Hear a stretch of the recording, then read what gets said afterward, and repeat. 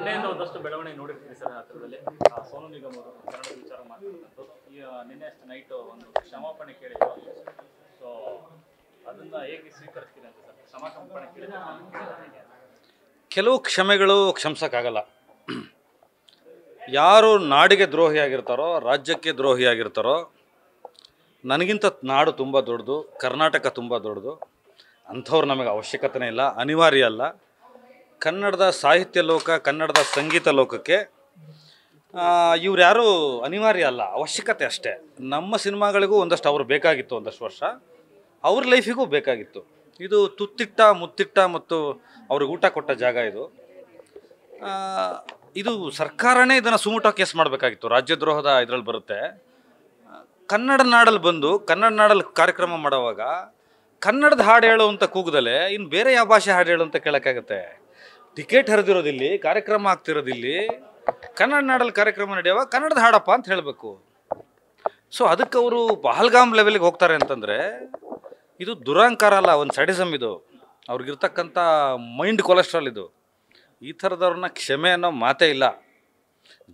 ಚೇಂಬರ್ನವರು ban ಅಂತ ಹೇಳೋಕ್ಕಾಗಲ್ಲ ಕಾರಣಾತ್ಮಕವಾಗಿ. ಹಾಗಾಗಿ ಅಸಹಕಾರ ಅಂತ ಹೇಳಿದ್ದಾರೆ. ಕೆಲವು ನಿರ್ಮಾಪಕರು ನಮ್ಮ ಸಿನಿಮಾಗಳಲ್ಲಿ ಹಾಡ್ಸಲ್ಲ ಅಂತ ಹೇಳಿದ್ದಾರೆ. ಅನಿವಾರ್ಯ ಅಲ್ಲ ಯಾರಿಗ್ಯಾರು ಇಲ್ಲಿ, ಮತ್ತು ಇದು ಕ್ಷಮೆಗೆ ಅರ್ಹವಾದಂಥ ವಿಷಯ ಅಲ್ಲ. ಸರ್, ಈಗ ನಿನ್ನೆ ಮೀಟಿಂಗ್ ಆಗಬೇಕಿದ್ರೆ ಫಿಲಂ ಚೇಂಬರ್ ಕಡೆಯಿಂದ ಬಂದಿರುವಂಥದ್ದು ಕ್ಷಮೆ ಯಾಚಿಸಿದ್ರೆ ಮುಂದೆ ನೋಡೋಣ ಅನ್ನೊಂದು ಮಾತು ಬಂದಿದೆ. ಸೊ ಹಂಗಿದ್ರೆ ಈಗ ಕ್ಷಮೆ ಯಾಚಿಸಾಗಿದೆ, ಮುಂದೆ ಅವ್ರನ್ನ ಹಾಡ್ಸೋದಾ, ಇಂಥ ಒಂದು ಚರ್ಚೆಗಳು ನಡೀತಾ ಇದೆ. ಇದು ಈ ಸಿನಿಮಾ ಲಕ್ಕ ದೊಡ್ಡದು. ಇಲ್ಲಿಂದ ಕೇರಳದವ್ರು ಬಂದು ಇಲ್ಲಿ ಸಿನಿಮಾ ಮಾಡ್ತಾರೆ, ಕನ್ನಡದಲ್ಲಿ ತಮಿಳ್ನವ್ರು ಸಿನಿಮಾ ಮಾಡ್ತಾರೆ, ಕನ್ನಡದವರೇ ಸಿನಿಮಾ ಮಾಡ್ತಾರೆ. ಒಂದು ಲೆಕ್ಕಕ್ಕೆ ಅನಿಸುತ್ತೆ ಇದು ನಿರ್ದೇಶಕರು, ನಿರ್ಮಾಪಕರುಗಳು, ಸಂಗೀತ ನಿರ್ದೇಶಕರಿಗೆ ಬಿಟ್ಟಂಥ ವಿಚಾರ ಅಂತ. ಆದರೆ ನಾನು ಹೇಳ್ತೀನಿ, ಇದು ನಾಡಿಗೆ ಬಿಟ್ಟಂಥ ವಿಚಾರ. ಆದ್ದರಿಂದ ನಾಡಿನ ಜನರ ಪಲ್ಸ್ ಏನು ಹೇಳುತ್ತೆ, ಅವ್ರು ನಾಡಿ ಮಿಡಿತ ಏನು ಹೇಳುತ್ತೆ ಅಂದರೆ ಈ ಥರದವ್ರ ಅವಶ್ಯಕತೆ ಇಲ್ಲ ಅಂತ. ಚೇಂಬರ್ನವ್ರು ನಾನು ಈ ಮುಖಾಂತರ ಏನು ಕೇಳ್ಕೊತಾ ಇದ್ದೀನಿ ಅಥವಾ ಏನು ಹೇಳ್ತಾ ಇದ್ದೀನಿ, ಅವರೆಲ್ಲ ಹಿರಿಯರಿದ್ದಾರೆ ಅಂದರೆ ನಮಗೆ ವಿಶಾಲ ಹೃದಯದವರು ಅಂತ ಹೇಳ್ತಾರೆ ಕನ್ನಡ ನಾಡಿನ ಜನರ ಬಗ್ಗೆ. ನಾವು ಸ್ವಲ್ಪ ದಿನ ವಿಶಾಲ ಹೃದಯನ ಕಡಿಮೆ ಮಾಡ್ಕೋಬೇಕಾಗತ್ತೆ, ಕಠಿಣ ಹೃದಯ ಆಗಬೇಕಾಗತ್ತೆ. ಈ ಥರದವ್ರಿಗೆ ಸರಿಯಾದ ಒಂದು ಪಾಠ ಕಲಿಸ್ತೇ ಹೋದರೆ ಚೇಂಬರ್ ಇರಲಿ, ನನ್ನ ಪ್ರಕಾರ ಹೋಮ್ ಮಿನಿಸ್ಟರ್ ಕೇಸ್ ತೊಗೋಬೇಕಾಗಿತ್ತು, ಇದನ್ನು ಸುಮೋಟೋ ಕೇಸ್ ಮಾಡಬೇಕಾಗಿತ್ತು, ಸರ್ಕಾರನೇ ಮುಂದುವರಿಬೇಕಾಗಿತ್ತು. ಯಾಕಂದರೆ ಆ ವಿಡಿಯೋಗಳು ನೋಡಿದ್ರೆ ಎಂಥವ್ರ ರಕ್ತನೂ ಕುದಿಯುತ್ತೆ. ಬಂದಿದ್ದು ಸಂಗೀತದ ಕಾರ್ಯಕ್ರಮಕ್ಕೆ, ಹಾಡಬೇಕು, ಹೋಗಬೇಕು. ಪುಕ್ಸಟ್ಟೆ ಬಂದಿಲ್ವಲ್ಲ, ಹಣ ಇಸ್ಕೊಂಡು ಬಂದಿರ್ತಾರೆ. ಇಲ್ಲಿ ನಮ್ಮ ಜನ ಟಿಕೆಟ್ ಹರಿದಿರ್ತಾರೆ ತಾನೆ, ಪ್ರಾಯೋಜಕರು ಬಂದಿರ್ತಾರೆ ತಾನೆ, ಸ್ಪಾನ್ಸರ್ಸ್ ಕೊಟ್ಟಿರ್ತಾರೆ ತಾನೆ. ಸ್ಟೇಜ್ ಯಾರ್ದು? ಇದು ಕರ್ನಾಟಕದಲ್ಲಿ ಕನ್ನಡಿಗ ಸಾರ್ವಭೌಮ. ಕನ್ನಡದ ಕೆಳಗಡೆ, ಆಲದ ಮರದ ಕೆಳಗಡೆ ನಾವಿರೋದು ಎಲ್ಲರೂ. ನನಗಿಂತ, ನಿಮಗಿಂತ, ಎಲ್ಲರಿಗಿಂತ ಕರ್ನಾಟಕ ದೊಡ್ಡದು, ಕನ್ನಡ ನಾಡು ದೊಡ್ಡದು. ಅದಕ್ಕೆ ಅವಮಾನ ಆದರೆ, ಆ ಭಾಷೆಗೆ ಅವಮಾನ ಆದರೆ ಯಾವನು ಬೇಕಾಗಿಲ್ಲ ನಮಗೆ, ಯಾರ ಅಗತ್ಯನೂ ನಮಗಿಲ್ಲ.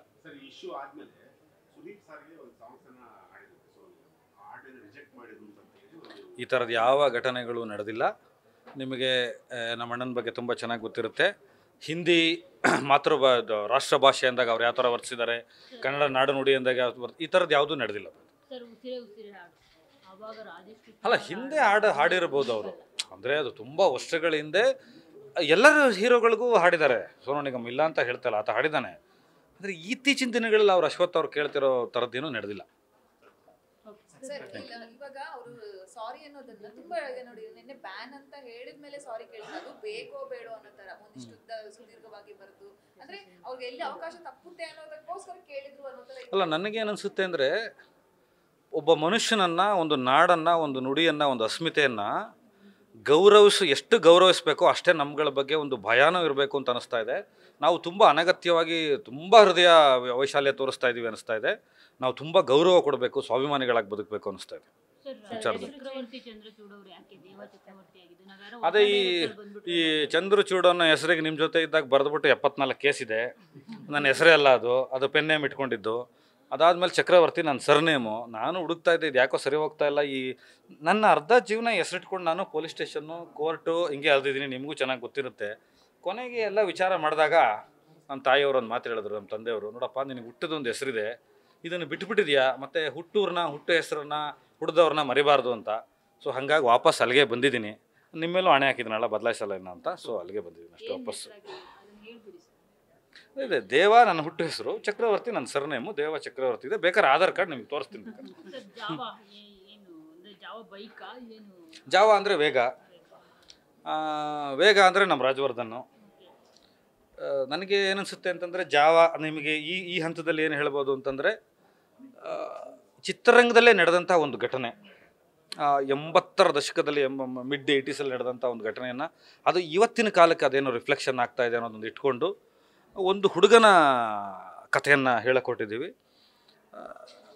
Action based cinema. ಆದರೆ ನೀವು ಕರ್ನಾಟಕದಲ್ಲೇ ಈ ಥರದ ಕ್ರೈಮ್ಗಳೆಲ್ಲ ನಡೆಯುತ್ತಾ, ಬೆಂಗಳೂರಲ್ಲಿ ಈ ಥರದ್ದು ನಡೆಯುತ್ತಾ, ಮೈಸೂರಲ್ಲಿ ನಡೆಯುತ್ತಾ, ನೀವು ಜಾವಾನ ಹೆಸರನ್ನ ಸ್ವಲ್ಪ ಸೂಕ್ಷ್ಮವಾಗಿ ನೋಡಿದ್ರೆ ಗೊತ್ತಾಗುತ್ತೆ ಅದು ಯಾವ ಡ್ರಗ್ಗಿಗೆ ಹೆಸರು, ಯಾವ ರಾಜ್ಯದಲ್ಲಿ, ಬೈಕ್ ಹೆಸರುಗಳು ಯಾಕೆ ಬಂತು, ಅದರ ಗ್ಯಾಂಗ್ಗಳೆಲ್ಲ ಹೇಗಿದೆ, ಅದು ಏನೇನು ನಡೆಯುತ್ತೆ ಅಂತ ಒಂದು ವಿಸ್ಮಯವಾದ ಲೋಕವನ್ನು, ಒಂದು ವಿಲಕ್ಷಣವಾದ ಲೋಕವನ್ನು ಒಂದು ಹ್ಯುಮ್ಯಾನಿಟಿ ಬೇಸ್ಡ್ ಆದ ಕಥೆ ಮೇಲೆ ಹೇಳಕೊಡ್ತಾ ಇದ್ದೀವಿ.